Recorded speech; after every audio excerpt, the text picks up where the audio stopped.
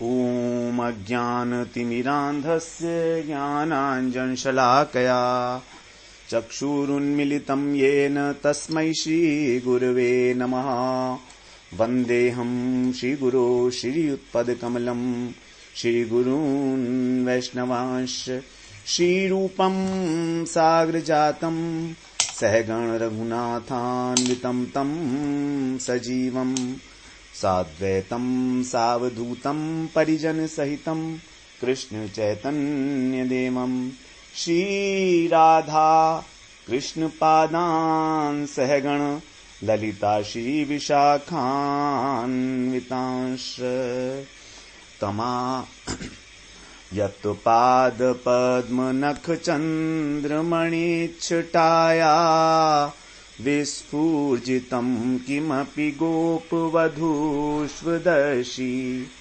पूर्णानुरागरससागरसारमूर्ति साराधिका मयि कदानु कृपां करोतु।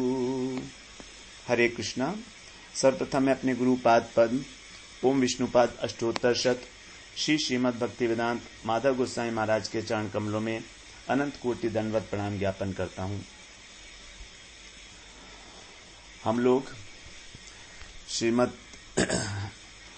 श्री प्रेम भक्ति चंद्रिका का पाठ कर रहे हैं, जो नरोत्तम दास ठाकुर के द्वारा विरचित है।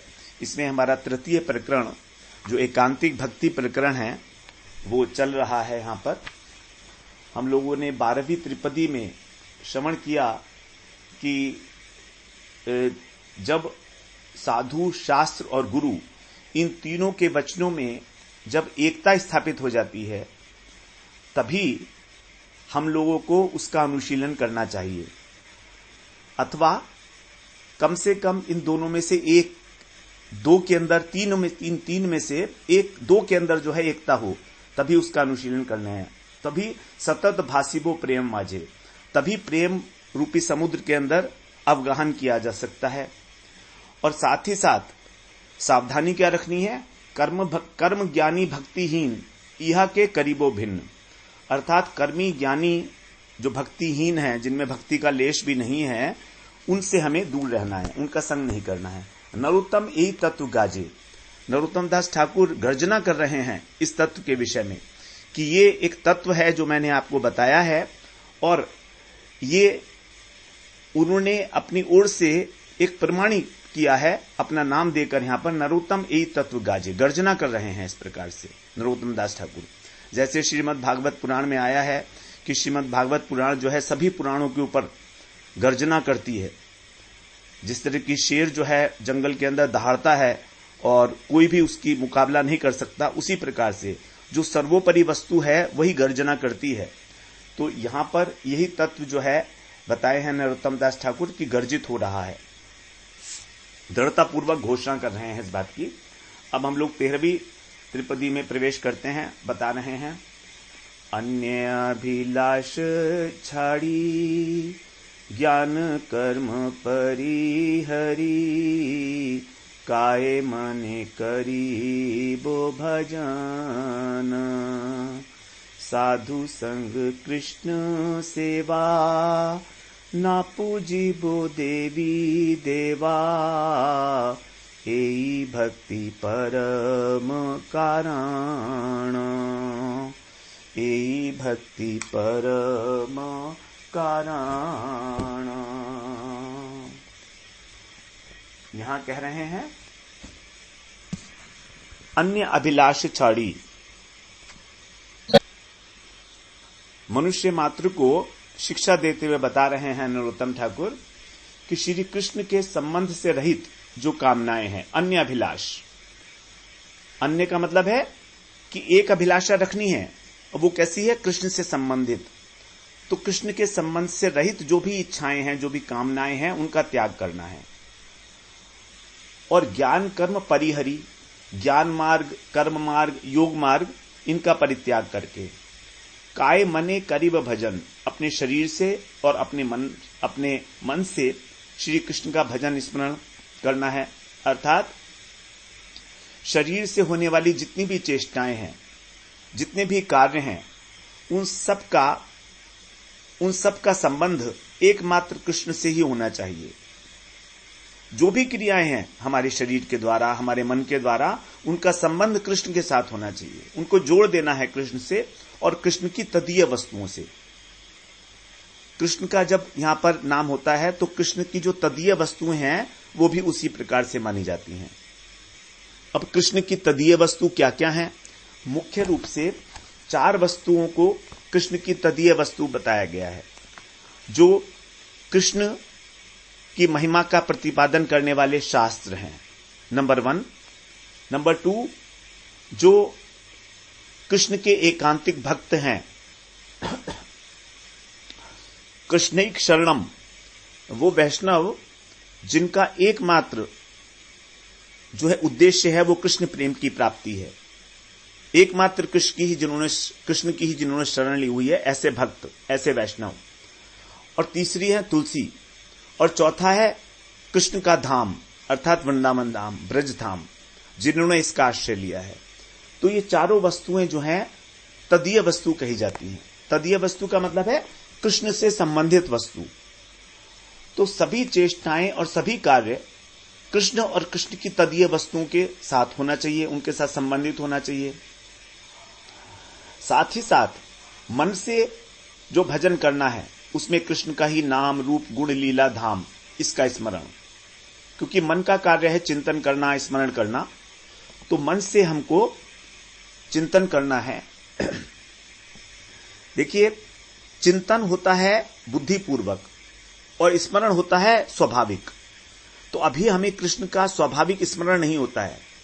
हमको अपने घर का स्मरण होता है, संसार का स्मरण होता है, संसार की जो वस्तुएं हमें अच्छी लगती हैं उनका स्मरण होता है।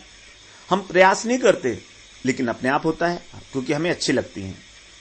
अब कृष्ण का स्मरण क्यों नहीं होता? क्योंकि कृष्ण हमको अच्छे नहीं लगते हैं। अभी कृष्ण में हमारी रुचि पैदा नहीं हुई है, कृष्ण से हमें प्रेम नहीं हुआ है।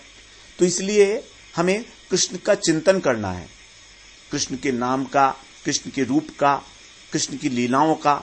जब हम चिंतन करेंगे तो हमारा धीरे धीरे कृष्ण से प्रेम होने लगेगा, हमारा कृष्ण में आसक्ति बढ़ेगी। और जब आसक्ति बढ़ेगी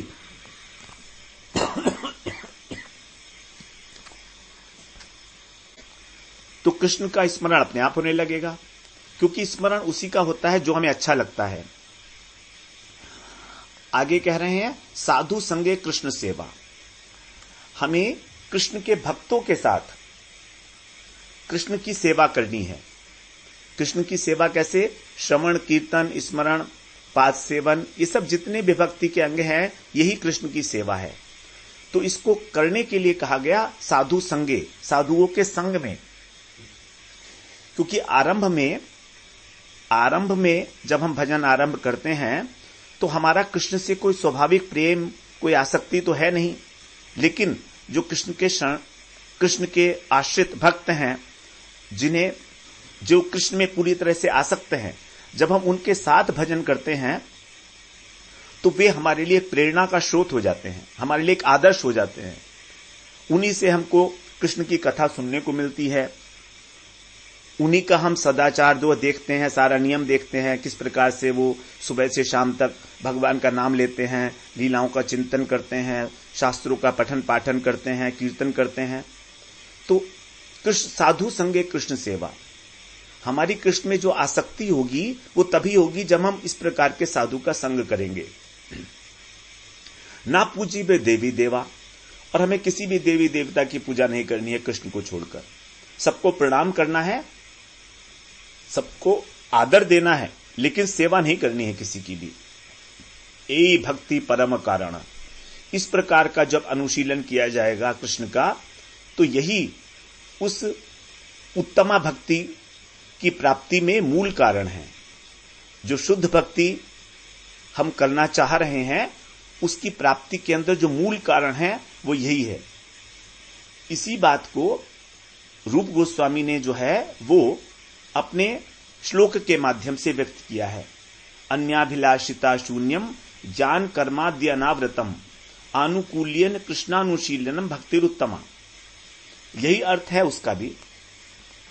तो इस प्रकार से यहां पर अनन्य भक्ति के विषय में बड़ी स्पष्ट रूप से उत्तम भक्ति की परिभाषा जो है दी गई है, क्योंकि अन्य शास्त्रों में जो परिभाषा दी गई है भक्ति की, वो कहीं ना कहीं किन्हीं किन्हीं अर्थों में कुछ अधूरी रह गई है। उसी बात को और अधिक रूप से स्पष्ट करने के लिए कि कहीं कोई संशय ना रह जाए शुद्ध भक्ति के विषय में, रूप गोस्वामी को एक अलग से परिभाषा देनी पड़ी।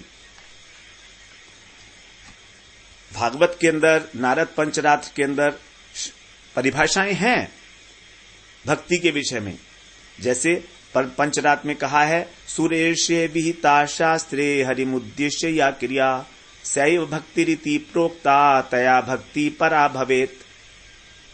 सुरेशे विहिता शास्त्रे, नारद जी से कहा जा रहा है, जो देवऋषि नारद हैं उनसे, सुरेशे विहित शास्त्र के अनुसार जो भी क्रियाएं भगवान को उद्देश्य में रखकर की जाती हैं वही भक्ति है, और यही भक्ति साधन भक्ति प्रेम भक्ति में पर्यवसित होती है क्रमशः आगे बढ़कर।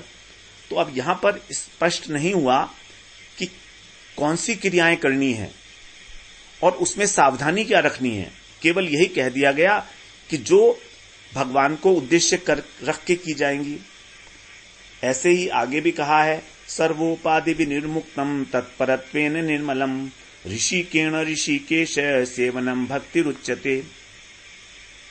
भक्ति का अर्थ ही सेवा है। भज इत्येष वै धातु सेवायाम परिकीर्तित है। जो भज धातु से भक्ति बना है उसका अर्थ है सेवा, भज धातु का।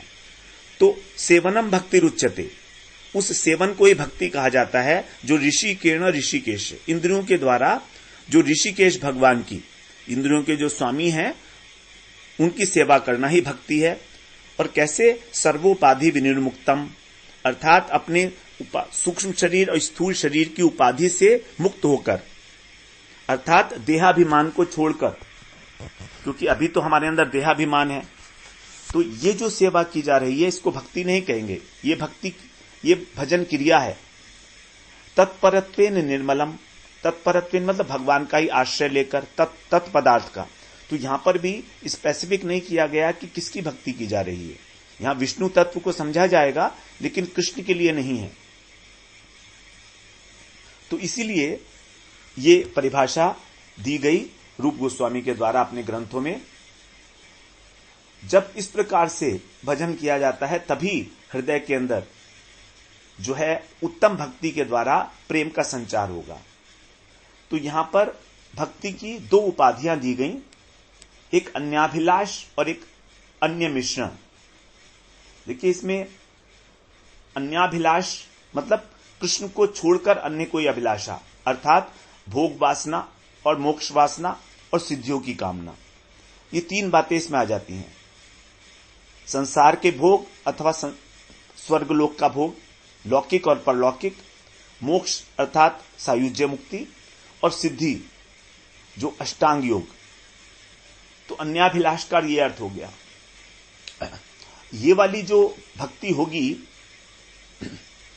जो अन्य अभिलाषाओं के साथ है उसको हम कहेंगे सकाम भक्ति, और जो मोक्ष प्राप्त करने के लिए भक्ति है उसको कहेंगे कैवल्य कामा भक्ति।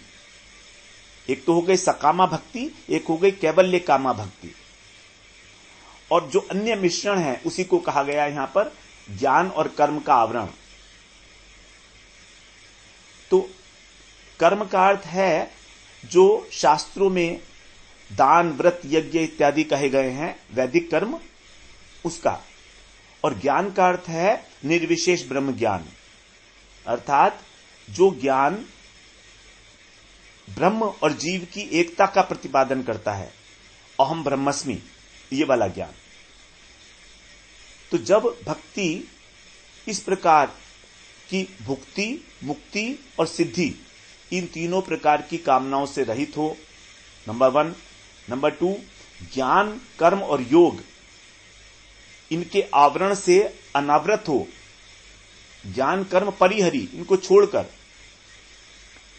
तब जब श्रवण, कीर्तन, स्मरण इत्यादि किया जाता है भगवान का, उसको ही शुद्ध भक्ति कहा जाता है। और इसी शुद्ध भक्ति को अनन्या भक्ति भी कहते हैं, अव्यभिचारिणी भक्ति भी कहते हैं, स्वरूप सिद्धा, शुद्धा, केवला, बहुत सारे नाम हैं इसके, एका।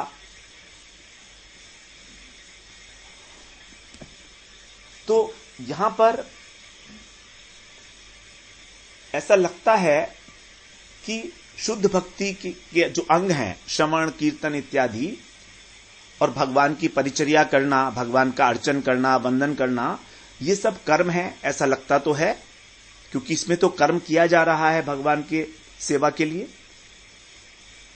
और दूसरी बात, जो भगवान के विषय में तत्व ज्ञान है, ये भगवान कौन है, जीव कौन है, माया कौन है, ये ज्ञान है, ऐसा लगता है। लेकिन वास्तव में ना तो भगवान के लिए किया गया कोई कर्म कर्म है, और ना ही भगवत तत्व को जानने के लिए जो हम ज्ञान अर्जित करते हैं वो ज्ञान है। ये दोनों चीजें कर्म और ज्ञान की श्रेणी में नहीं आएंगी। ये साक्षात भक्ति को ही बढ़ाने वाले हैं। इस कारण क्या है कि ये दोनों के दोनों ही भक्ति से ही निकले हैं। जब हम श्रवण करते हैं तो हमको ज्ञान की प्राप्ति होती है, तत्व ज्ञान की। जब हम गीता पढ़ते हैं, भागवत पढ़ते हैं, तो उनके अंदर जो भी सिद्धांत प्रतिपादित किए गए हैं वो ज्ञान है, भगवत तत्व का ज्ञान है, जीव तत्व का ज्ञान है, माया तत्व का ज्ञान है, इनका परस्पर संबंध क्या है।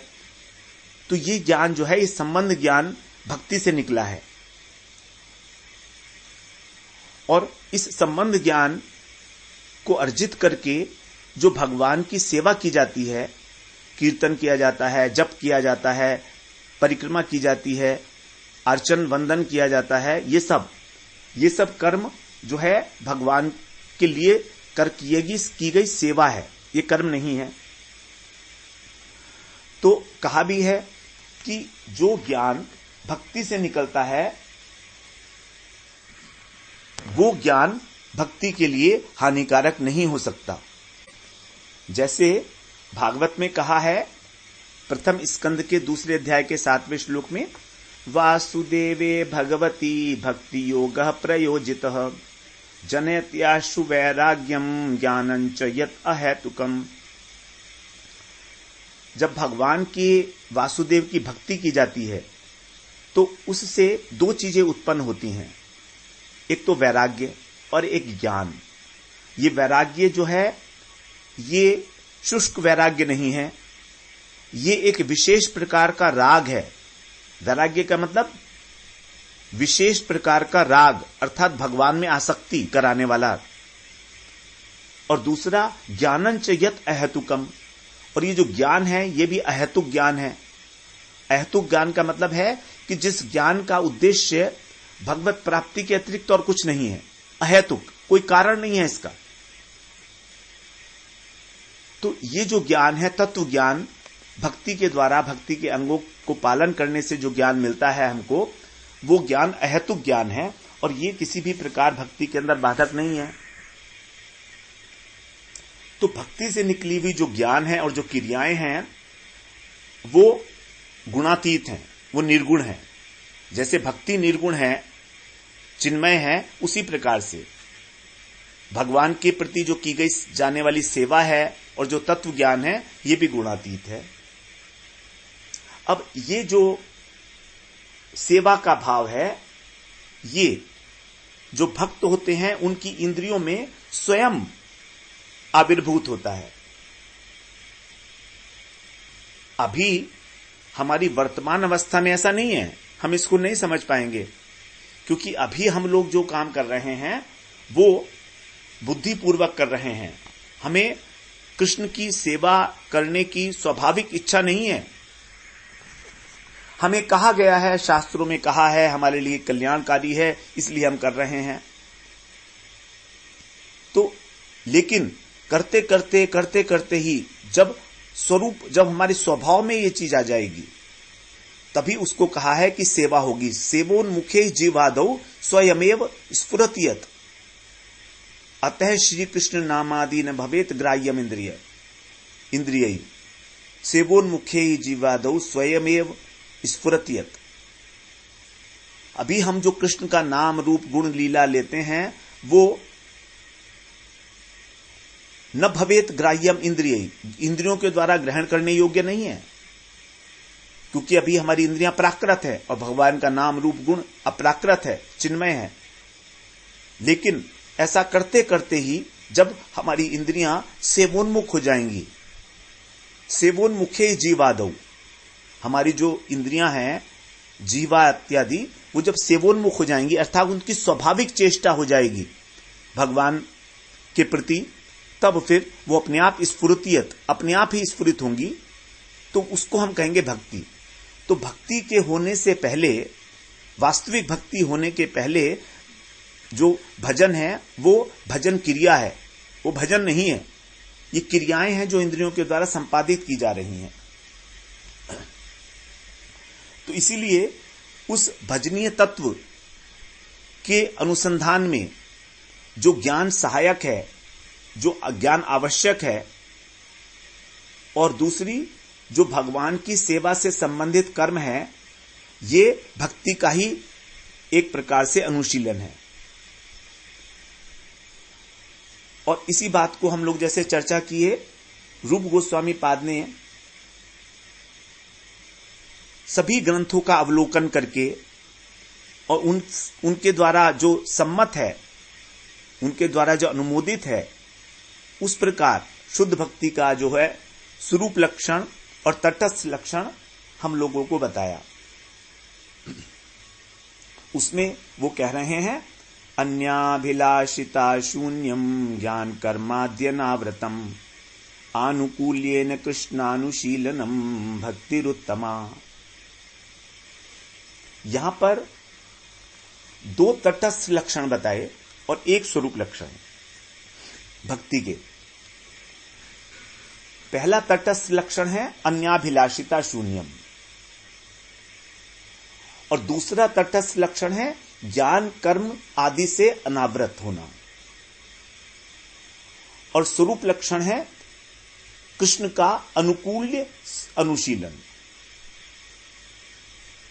तो हम जानते ही हैं स्वरूप लक्षण और तटस्थ लक्षण के विषय में पहले श्रवण कर ही आए हैं कि जिससे वस्तु बनती है उसको कहा जाता है वस्तु का स्वरूप लक्षण। जो वस्तु में, जो लक्षण वस्तु में नित्य विराजमान रहता है, उसको उससे अलग नहीं कर सकते, और जिसके अभाव में वो वस्तु नष्ट हो जाती है। और वस्तु का और इस लक्षण का आपस में कोई भेद नहीं होता, उसको बोलते हैं स्वरूप लक्षण। स्वरूप लक्षण की चार बातें, विशेषताएं हो गई। जिससे वस्तु बनती है, जो वस्तु में नित्य विराजमान है, जिसके अभाव से वस्तु नष्ट हो जाती है, और वस्तु का इस लक्षण के साथ कोई भेद नहीं है, कोई पृथकता नहीं है। जैसे डॉक्टर बनता है डॉक्टरी के ज्ञान से, तो ये जिससे वस्तु बनी, जो वस्तु में नित्य विराजमान है, चाहे डॉक्टर घर में हो चाहे हॉस्पिटल में हो, नित्य उसके अंदर ज्ञान विराजमान है डॉक्टरी का। जिसके अभाव में वस्तु नष्ट हो जाएगी, यदि डॉक्टर का एक्सीडेंट हो जाए और उसकी याददाश्त चली जाए तो डॉक्टर नहीं रहा, अब अभाव हो गया डॉक्टरी के ज्ञान का। और जिसका वस्तु के साथ, लक्षण के साथ भेद नहीं है, अर्थात डॉक्टर और डॉक्टर का ज्ञान एक ही बात है, भेद नहीं है दोनों में, अलग अलग। और तटस्थ लक्षण क्या होता है कि उससे वस्तु का ज्ञान हो भी सकता है और नहीं भी हो सकता है, और वो वस्तु में नित्य विराजमान भी नहीं रहता। जैसे कोई व्यक्ति यदि अगर सफेद कपड़े पहन ले, स्टेथोस्कोप लगा ले, तो उससे वो वास्तविक डॉक्टर हो भी सकता है और नहीं भी हो सकता। और दूसरी बात, वस्तु में नित्य विराजमान भी नहीं है, स्टेथोस्कोप और डॉक्टर, तो इससे ज्ञान हो भी सकता है और नहीं भी हो सकता है। उसी प्रकार से शुद्ध भक्ति का जो तटस्थ लक्षण है, पहला है, वो है अन्याभिलाषिता शून्यम, अर्थात अन्य किसी प्रकार की अभिलाषाओं से शून्य। यहां पर अन्य अभिलाष नहीं कहा, अन्य अभिलाषा नहीं कहा, अन्य अभिलाषिता कहा।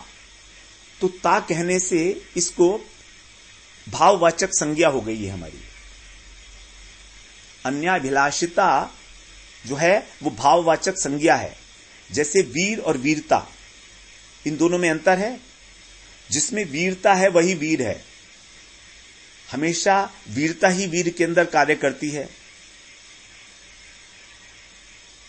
जिसके स्वभाव में वीरता है वही वीर कहलाएगा।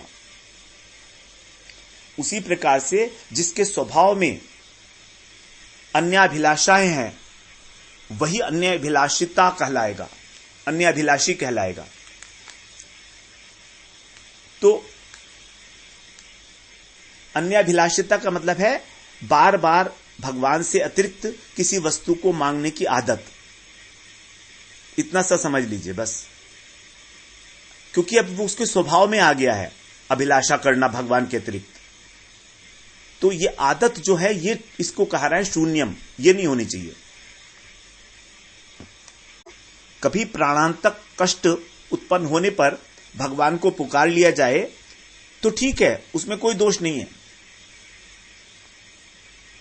वहां पर अन्याभिलाष तो हो रही है लेकिन अन्याभिलाषिता नहीं है, बार बार नहीं मांगा जा रहा है।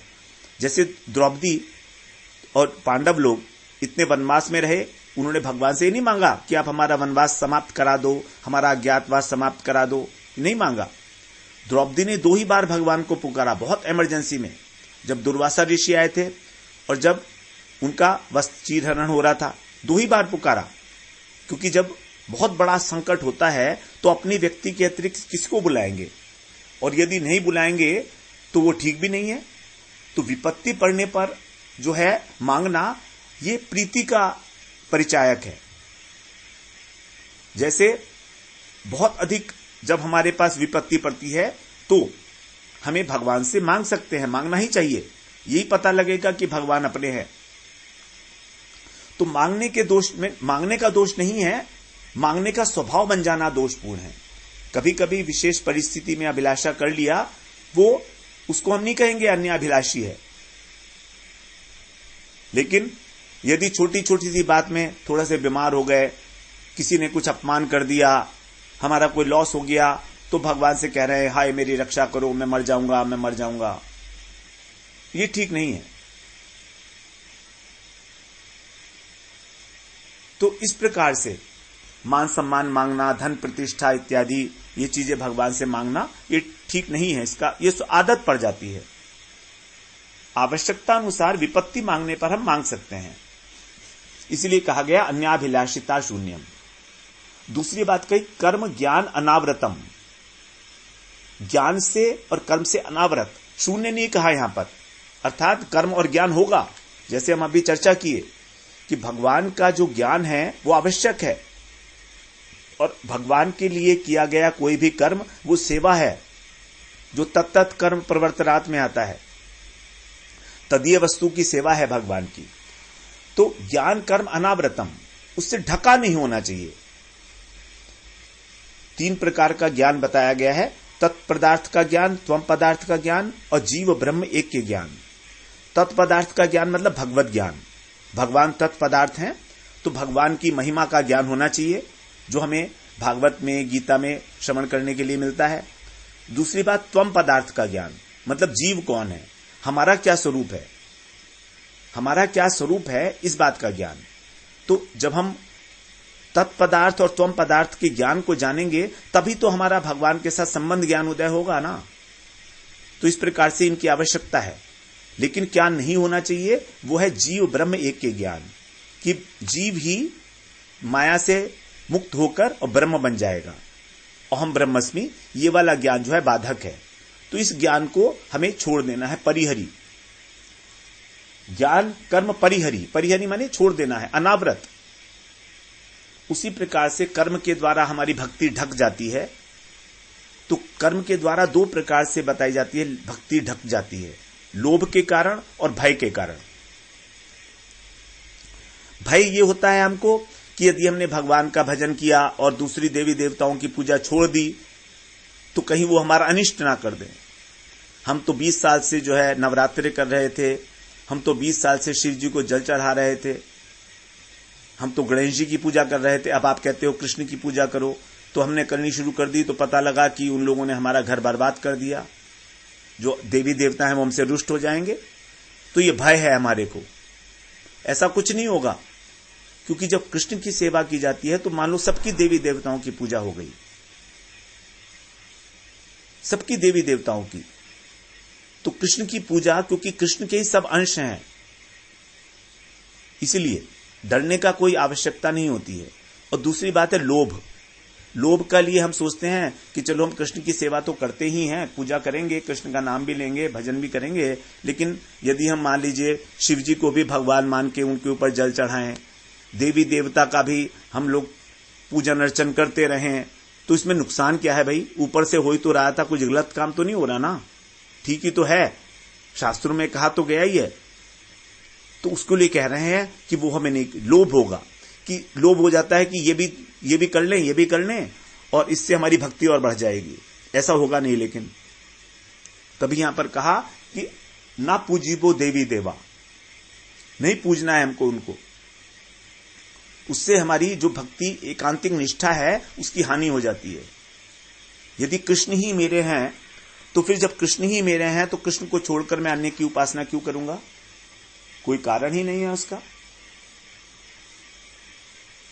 इसीलिए कहा गया कि कर्म और ज्ञान, इनसे अनावरत होनी चाहिए हमारी भक्ति सब प्रकार से। तो किस प्रकार के कर्म और ज्ञान की आवश्यकता है? जो भगवदीय कर्म है, जो भगवान की प्रसन्नता के लिए किए जाते हैं, जैसे मंदिर निर्माण, तुलसी का बगीचा लगाना, सींचना तुलसी को, जो तत्त कर्म प्रवर्तनात् है, भगवत संबंधी कर्म, ये शुद्ध भक्ति का अंग नहीं है, लेकिन फिर भी इनको स्वीकार किया गया है भगवदीय कर्म के रूप में। और दूसरा है तत्व ज्ञान। तत्व ज्ञान का मतलब है भगवान के साथ हमारा क्या संबंध है। इस प्रकार से हमें ज्ञान और कर्म को आंशिक रूप से जो भक्ति में सहायक हैं उस रूप में ही इनको ग्रहण करना है। और योग के लिए भी थोड़ा बहुत आसन प्राणायाम कर लें तो कोई प्रॉब्लम नहीं है,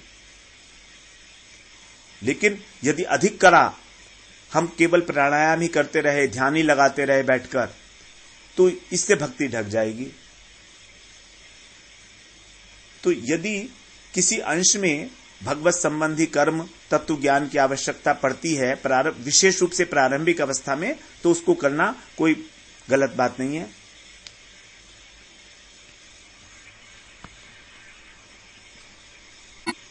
अब आगे कह रहे हैं कि भक्ति का स्वरूप लक्षण यह है आनुकूल्यन कृष्णानुशीलनम, कृष्ण का अनुशीलन करना।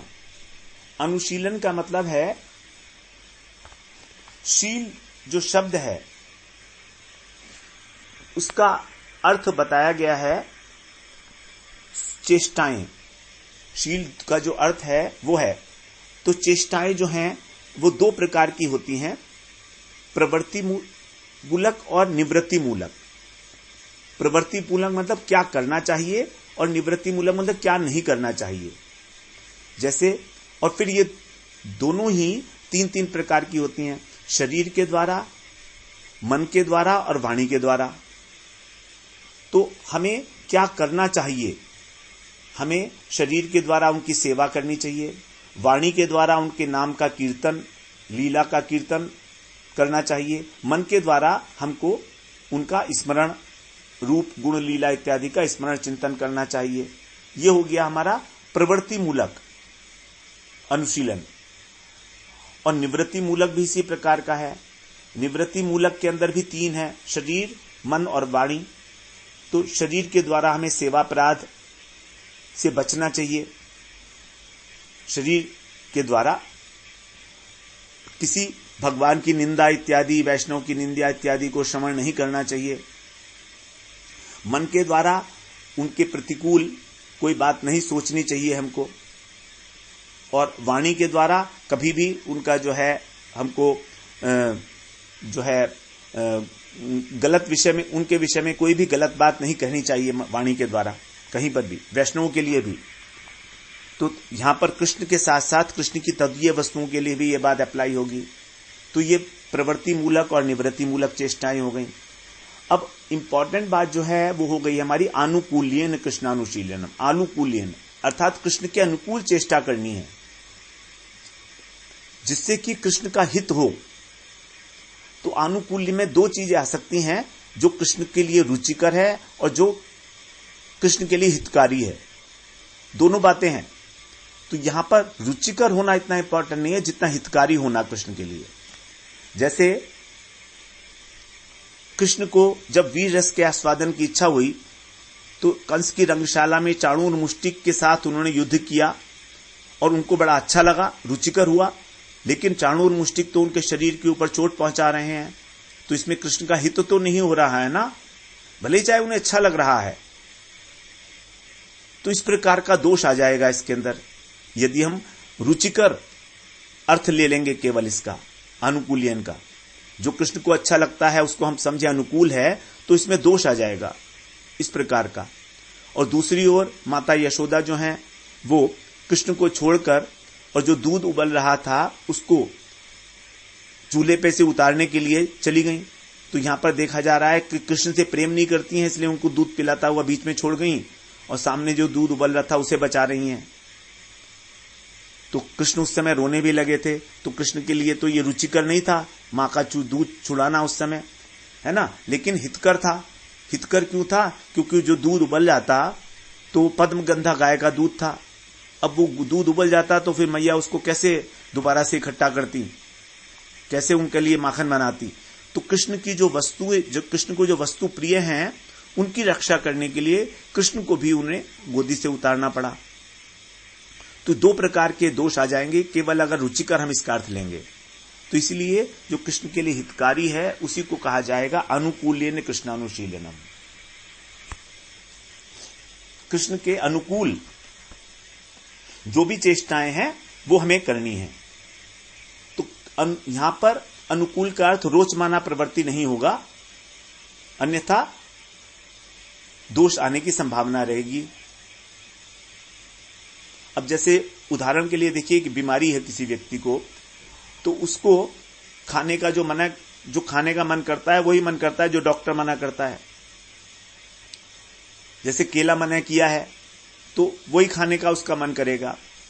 अब यदि मान लीजिए कोई मित्र उसको प्रसन्न करने के लिए उसे केला खिला दे तो नुकसान देगा, उसके लिए हितकारी नहीं है। इसलिए ये आनुकूल्यन कृष्णा आनुकूल्य सेवा कही नहीं जाएगी। और सेवा वास्तव में होती भी वही है जो हितकारी हो सब प्रकार से। तो इसीलिए यहां पर अनुकूल्यन कृष्णानुशीलनम कहा, कृष्णानुशीलन नहीं कहा, केवल अनुकूल्यन।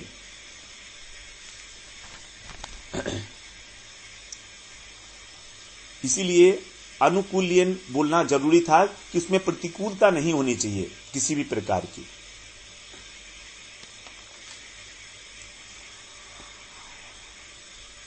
तो अनुकूलता का नॉर्मल अर्थ तो यही होता है कि जिसकी सेवा की जा रही है उसे अच्छा लगे। लेकिन केवल अनुकूलता कहने में दोष आ जाता है। इसीलिए अनुकूल शब्द के सामान्य रूप से फिर दो अर्थ किए जाएंगे कि यदि जो कृष्ण को अच्छा लगता है तो यहां पर ठीक नहीं है यह अर्थ करना, क्योंकि इसमें दोष आ जाएगा। इसका अर्थ इसलिए यहां पर यही लिखना है कि जो कृष्ण के लिए हित में है। इस प्रकार से जब कृष्ण का चेष्टा की जाएगी, कृष्ण का अनुशीलन किया जाएगा, तो उसी का नाम है उत्तमा भक्ति। अब आगे कह रहे हैं साधु संगे कृष्ण सेवा ना पूजिबो देवी देवा। तो साधु के संग में कृष्ण की सेवा करनी है। कृष्ण की सम्मुखता प्राप्त करने के लिए, कृष्ण प्रेम प्राप्ति के लिए जो कृष्ण के प्रेमी भक्त हैं, रसिक भक्त हैं, उनका संग और उनकी कृपा। साधु संग के अतिरिक्त और कोई भी उपाय ऐसा नहीं है जिससे हमारे अनंत काल से जो कर्म दूषित संस्कार हैं वो हट जाएं। हमारा भजन में प्रवृत्ति ही नहीं होगी उनके बिना।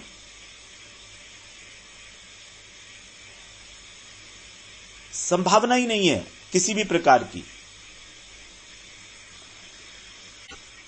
क्योंकि उन्हीं के हृदय के अंदर हमारे प्रति करुणा का संचार होगा।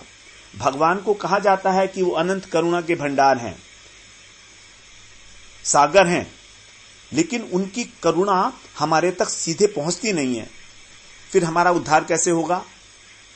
हमारा उद्धार साधु के माध्यम से होगा, क्योंकि साधु जो है परम करुणामय हैं। वही वास्तव में मनुष्य मात्र के लिए एकमात्र सहारा है। अब जैसे साधु नित्य प्रेम में निमज्जित रहता है, कृष्ण प्रेम में, लेकिन जिस प्रकार से निद्रा से जागा हुआ जो व्यक्ति है, उसको स्वप्न के अंदर जो सुख दुख मिला था वो याद भी रह सकता है। उसी प्रकार से साधु को ये मालूम था कि जब मैं कृष्ण प्रेम में नहीं आया तो किस प्रकार से जगत के ताप मुझे दग्ध कर रहे थे, मैं कितना तड़प रहा था, ये उसको मालूम है। जबकि कृष्ण को तो ये मालूम ही नहीं है कि दुख क्या होता है, वो तो अपनी लीला में ही मग्न रहते हैं। तो साधु के माध्यम से ही जब साधु इस प्रकार से देखता है कि सारे जगत के जीव जो हैं अनंत अनंत प्रकार के दुख भोग रहे हैं, तो फिर वो कृपा करते हैं हमारे ऊपर। तो भगवान की जो करुणा है वो वास्तव में साधु के हृदय के अंदर विराजमान रहती है, और वही कृपा उसको ही माध्यम बना के मनुष्य मात्र के अंदर संचरित होती है, स्वतंत्र रूप से नहीं होती है। इसीलिए कहा जाता है कि जो भगवान की कृपा है वो साधु की कृपा की अनुगामिनी है।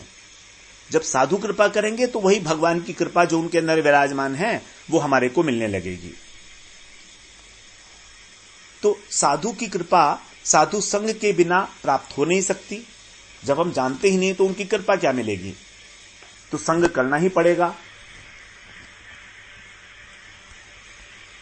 और ऐसा कहते हैं कि जो साधु की देह है, जो साधु का जो शरीर है, जो वैष्णवों का शरीर है, वो सच्चिदानंदमय हो जाता है, इतना पवित्र होता है कि उनके सारे शरीर से ही पवित्र किरणें जो हैं बाहर निकलकर और सब मनुष्यों के अंदर पवित्रता का संचार कर देती हैं। वो साक्षात चलते फिरते तीर्थ स्वरूप होते हैं साधु। तो जब हम विशेष रूप से धाम के अंदर जाते हैं, परिक्रमा करते हैं, तब हमको वहां पर ऐसे साधु जो शुद्ध भक्ति के अंदर लगे हुए हैं, उनके मुख से हमको हरि कथा श्रवण करने का अवसर मिलता है। और उसी से कथा सुनते सुनते ही हमारे अंदर भी इस प्रकार का एक लोभ उत्पन्न हो जाता है कि हम भी भगवान का भजन करें। तो ये लोभ तभी उत्पन्न होगा जब हम निरंतर जो है साधु की कथा का, साधु के संग में रहेंगे। और यही जो है धीरे धीरे हमारी भक्ति को पोषण करता है, हमारी श्रद्धा को लौकिक श्रद्धा से पहले परमार्थिक श्रद्धा में कन्वर्ट कर देता है। क्योंकि श्रद्धा तो सब में है, हम लोग सब श्रद्धावान हैं, लेकिन लौकिकी श्रद्धा है।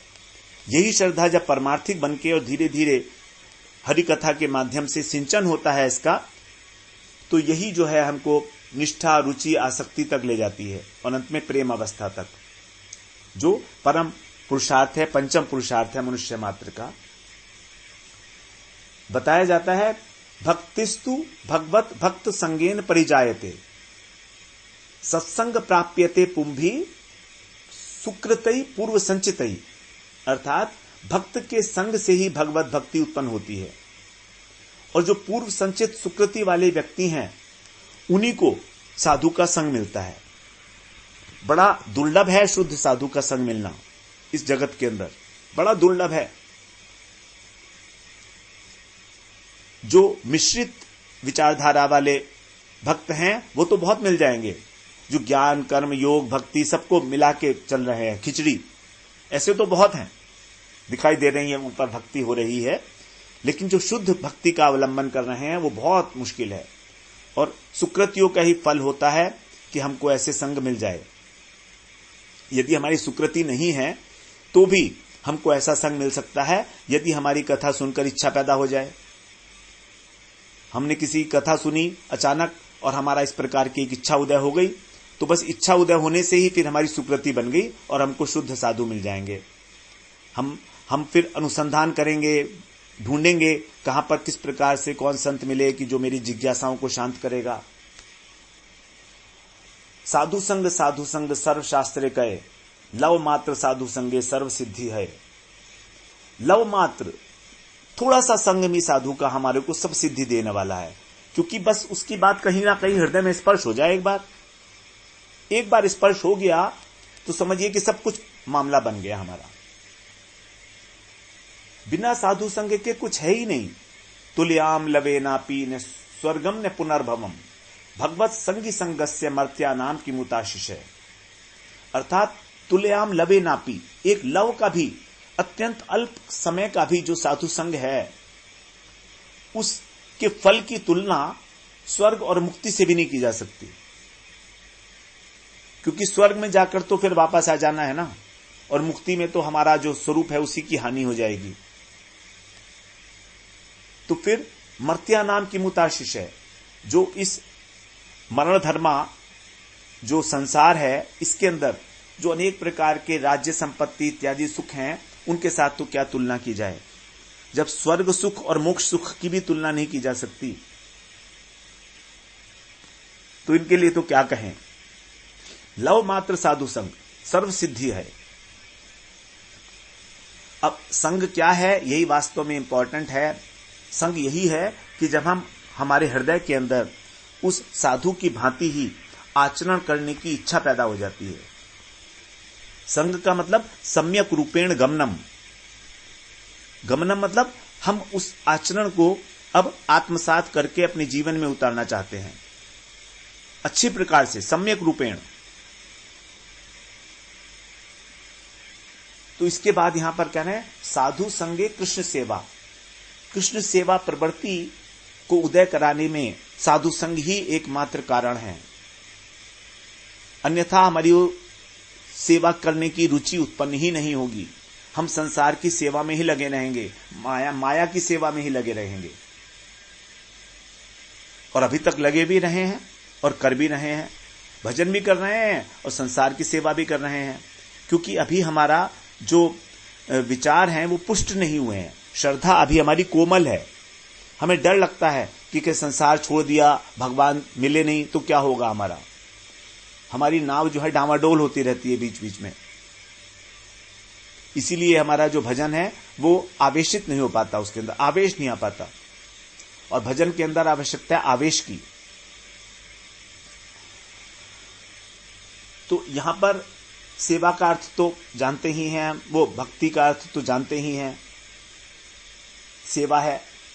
और जो ती प्रत्यय लगाया गया है भक्ति में, इस ती प्रत्यय से प्रीति का बोध होता है।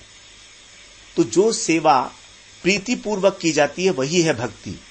सेवा दो प्रकार से की जा सकती है, एक मन से और एक बिना मन से, एक भय के कारण और एक प्रेम के कारण।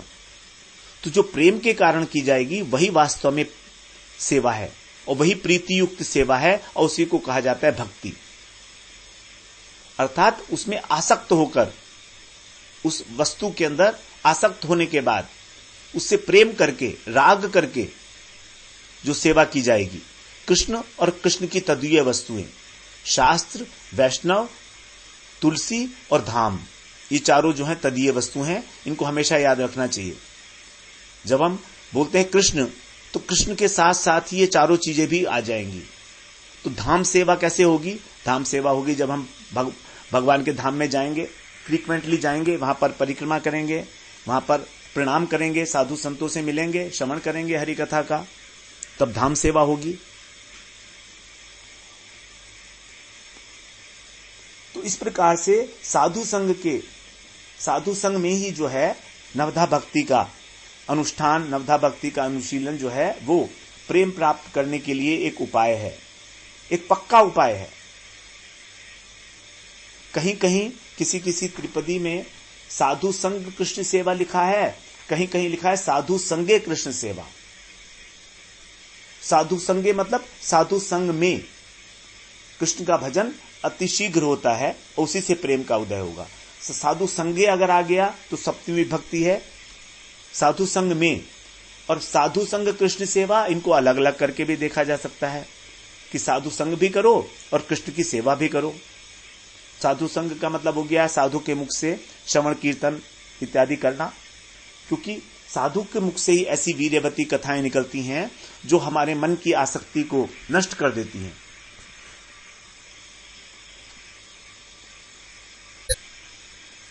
कहा है ना भागवत में, संत एवास्य छिंदंती मनोव्यासंगम उक्ति भी।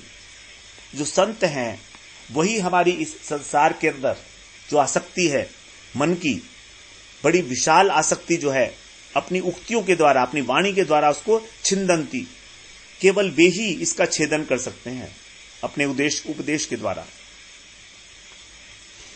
तो साधु संग में ही हमारे अंदर जो अनेक अनेक प्रकार के संस्कार भरे पड़े हैं, दूषित संस्कार, संसार के साथ राग द्वेष इत्यादि, काम क्रोध लोभ, सबका छेदन कर देते हैं संत अपनी वाणी के द्वारा, उपदेश के द्वारा। ऐसी उनकी जो है वाणी के अंदर तेज होता है, ओजस्वी होता है, ओज होता है, क्योंकि उनकी इंद्रियों के अंदर ओज होता है। वही ओज जो है उनकी वाणी के द्वारा जो है हमारे हृदय के अंदर घुसकर और हमारे जो काम क्रोध इत्यादि हैं उन सबको हिला देता है। ऐसा बोलते हैं कि जब साधु के मुख से हम शुद्ध साधु के मुख से हम हरि कथा सुनते हैं तो जितने भी पाप श्रोताओं के हृदय के अंदर बैठे हुए हैं वो सब कांपने लगते हैं। भागवत में ऐसा आया है कि कथा को श्रवण करते करते जो पाप होते हैं ना हमारे हृदय में, वो कांपने लगते हैं, क्योंकि अब उनको भागने का समय आ गया, निकलना पड़ेगा हृदय से। आदमी कांपता कब है? तब जब डर जाता है। तो उसी प्रकार से पाप जो है कांपने लगते हैं भय से कि हमारा निकलने का टाइम आ गया। अब आगे कह रहे हैं, ना पूजीबो देवी देवा। ये बात तो हम लोग पहले भी कर आए हैं कि अन्य देवी देवताओं की पूजा जो है अनन्य भक्ति में हानिकारक है। सकाम लोग जो हैं एक शॉर्ट टर्म गेन्स के लिए, छोटी छोटी बातों के लिए देवी देवताओं की पूजा करते हैं कि मुझको ये दे दो, मुझको वो दे दो, छोटी छोटी बातों के लिए संसार की। जबकि गीता में भगवान ने स्पष्ट बोल दिया, ये पि अन्य देवता भक्ता यजंते श्रद्धयान्विता ते पि मामेव कौन्ते यजंती अविधि पूर्वकम। 9वें अध्याय का 23वां श्लोक, कि जो अन्य देवी देवताओं का पूजन करते हैं श्रद्धा के साथ, श्रद्धयान्विता, श्रद्धा है पूरी, लेकिन वो भी वास्तव में मेरी ही पूजा है। अब मेरी ही पूजा है तो उसमें प्रॉब्लम क्या है? तो कहते हैं भगवान मेरी पूजा होते हुए भी मैं फल नहीं देता। फिर फल कौन देता है? फिर वो देवी देवता देते हैं। उनको मेरी पूजा का फल नहीं मिलेगा, यद्यपि वो पूजा मुझे मिल रही है। देवी देवता उसको अपने पास नहीं रखते, भगवान के चरणों में भेज देते हैं, क्योंकि भगवान ही एकमात्र कर्मफल प्रदाता हैं। तो भगवान के द्वारा वो जो देवी देवता के पास अधिकार दिया गया है, अपने अधिकार के अंदर ही वो उस व्यक्ति को जो उनके पूजा कर रहा है उसको फल देते हैं। लेकिन इसलिए कहने भगवान कि ये जो उन्होंने देवी देवता की पूजा करके, देवी देवता के माध्यम से मेरी पूजा की, ये मुझे मिलती तो है, लेकिन ये विधि नहीं है, अविधि पूर्वकम। अविधि पूर्वकम का मतलब यही है कि जो मुझे पाने की विधि है वो ये नहीं है कि किसी देवी देवता की पूजा कर ली, गणेश जी की पूजा कर ली तो मेरे को मैं प्राप्त हो जाऊंगा, ऐसा नहीं है। कह रहा मुझे पाने की ये विधि नहीं है, उनको अभीष्ट फल की प्राप्ति नहीं होगी। जबकि गणेश की जो पूजा की जा रही है वो मिलेगी मुझे ही तो भी।